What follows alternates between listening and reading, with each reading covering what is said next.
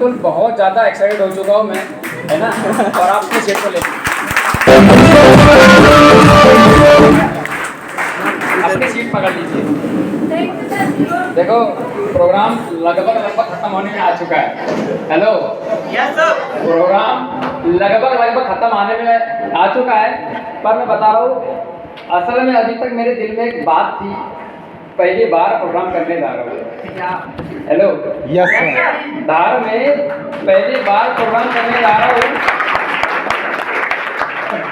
जब आज से कुछ महीने पहले यहाँ पे जब मैं था, मेरे पास कुछ नहीं था, और ये जितने लोगों को आपने अब तक सुना ना, अगर 6 महीना 8 महीने पहले आप इनको देखोगे तो इनके पास कुछ नहीं था। Yes sir. मैं बड़ा सोच रहा था यार, मैंने प्रोग्राम तो सर को तो बुला लिया है, प्रोग्राम तो लगाने जा रहे हैं, प्रोग्राम लग पाएगा कि नहीं लग पाएगा। लेकिन मैं चाहूंगा एक बार आप सब लोग मिलकर झूम के इन सभी के लिए तालियां हो जाए।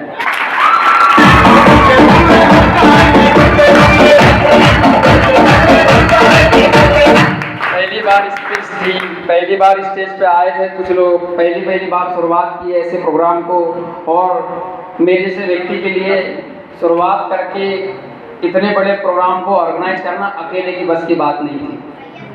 इसलिए आज की जितने भी हमारी मैनेजमेंट टीम है, एक बार इनके लिए दहाड़ के तालियां हो जाए।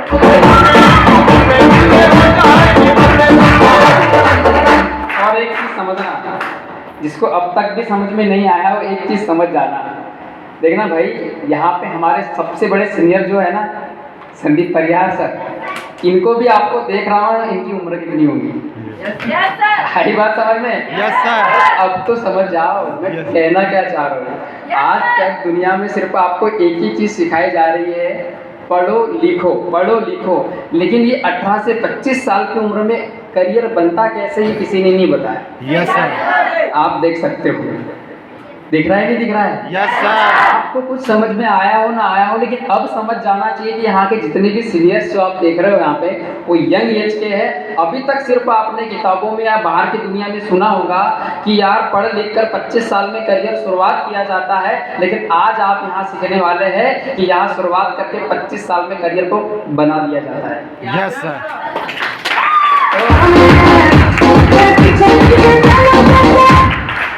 बनाने के लिए तैयार हो? Yes sir. सच में तैयार हो? Yes sir. लेकिन क्या होता है, बड़ी अच्छी बात बोली सोनू मैम ने, माइंडसेट माइंडसेट माइंडसेट, सही है कि नहीं है? Yes sir. माइंडसेट है लेकिन किसी और चीज के लिए, तो काम होने वाला है क्या? No sir. बिल्कुल नहीं होने वाला है। माइंड हमें अच्छे कामों के लिए सेट करना है, सही है कि नहीं है? Yes sir. तो दोस्त, मैं शुरुआत करना चाहूँगा कि यहाँ तक की जो जर्नी है ना, मैं बेसिकली आपके धार का ही हूँ, मैं आपको धार में मिलूंगा मैं, है ना। और मैं सर को पहली क्लास बता दूँ सर जी, ये धार पहली ऐसी डिस्ट्रिक्ट है सर, मैं आपको गारंटी बता रहा हूँ, करियर के नाम पे ना इससे ज़्यादा धोखे लोग आपको कहीं पर नहीं मिले। Yes sir.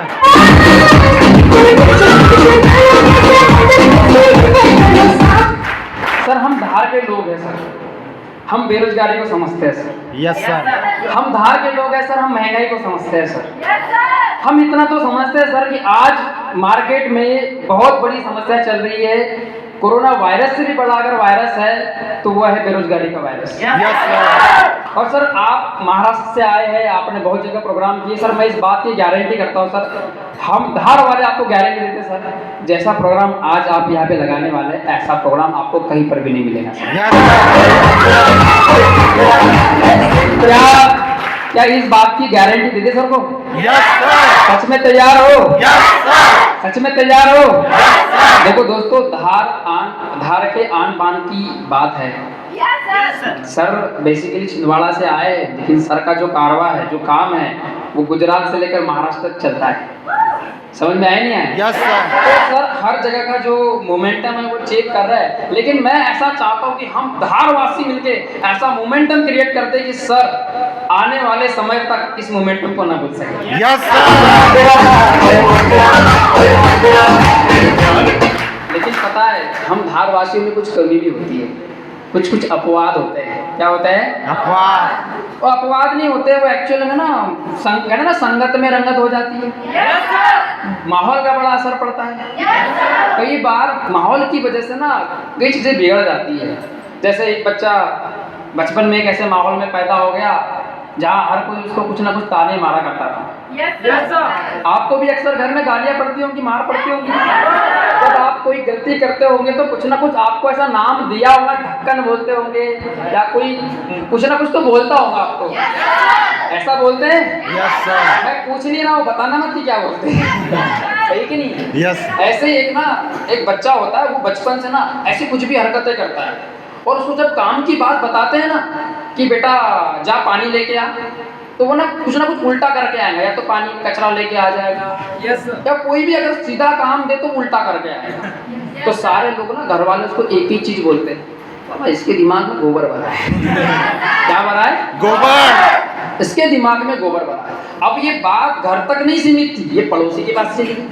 अब वो भी बोले यार ये सच में लड़का तुम्हारे दिमाग में, इसके लड़के में दिमाग में गोबर भरा हुआ है। अब कोई भी काम दे उसको बस एक ही चीज, गोबर दी। समझ में आया नहीं है? Yes sir. समझना पड़े, पॉइंट की बात बता रहा हूँ। Yes sir. ऐसे ही दोस्ती यारी तक जब बात गई, आपके भी कुछ ना कुछ उपनाम होंगे, आपके दोस्तों को मालूम होंगे। Yes sir. हालांकि रखे उनने नहीं थे पर उनको मालूम चल गए।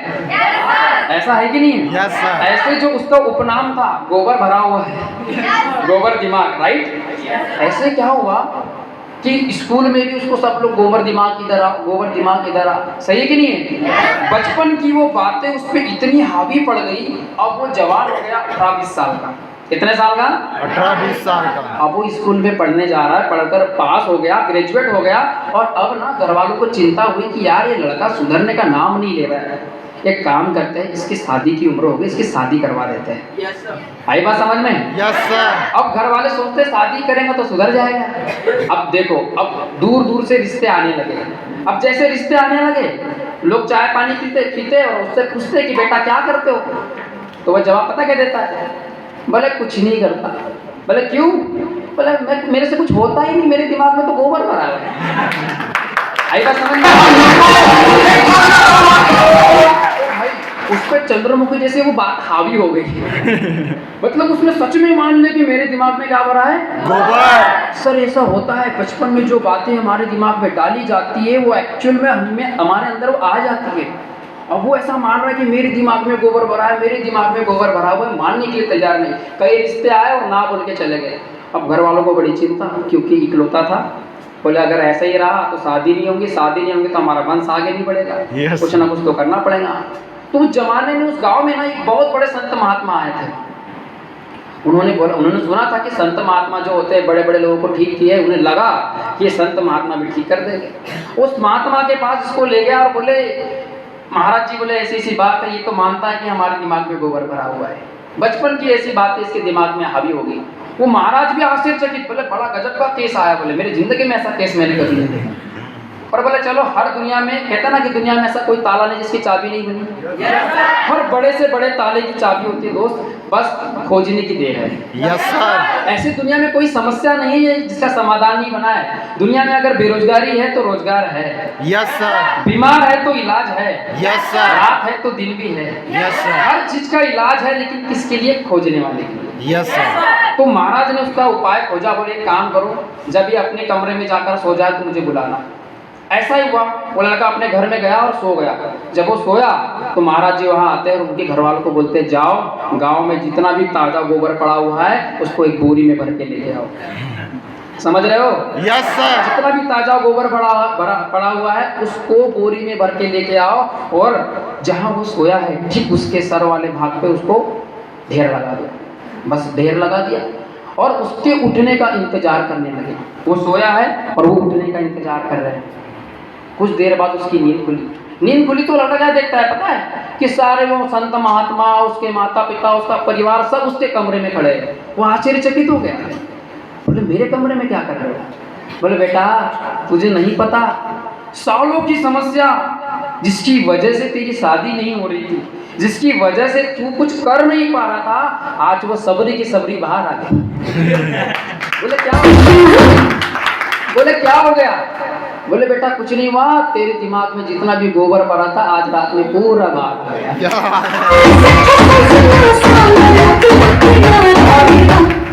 और बोले बेटा अब देखना, बोले तेरे सारे काम साकार हो जाएंगे। वो लड़का बोलते हाँ हाँ मुझे ना हल्का हल्का भी लग रहा है। अंडरस्टैंड? बोले मुझे हल्का हल्का भी लग रहा है, और उसने फील किया।